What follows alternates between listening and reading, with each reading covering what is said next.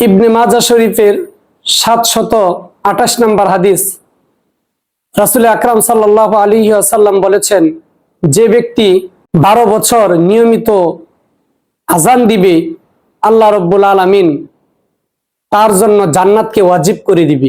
আজান দেওয়া হচ্ছে একটি সুমহান মর্যাদা সম্পন্ন কাজ।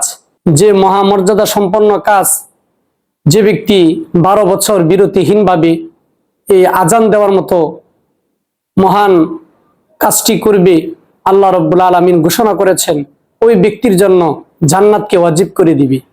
বুখারী শরীফের 616 নম্বর হাদিস, তিরমিজি শরীফের 211 নম্বর হাদিস, রাসূল আকরাম সাল্লাল্লাহু আলাইহি ওয়াসাল্লাম বলেছেন, যে ব্যক্তি আজান শোনার পর এই দোয়াটি পাঠ করবে, আল্লাহুম্মা রাব্বা হাযিহিদ দাওয়াতিত তাম্মা ওয়াস সালাতিল কায়িম, এই দোয়াটি শেষ পর্যন্ত সে পাঠ করবে, রাসূল আকরাম সাল্লাল্লাহু আলাইহি ওয়াসাল্লাম বলেছেন, হাল্লাত লাহু শাফাআতি ইয়াউমাল কিয়ামা, কিয়ামতের দিন ওই ব্যক্তির জন্য সুপারিশ করা আমি রাসূলের জন্য ওয়াজিব হয়ে যাই।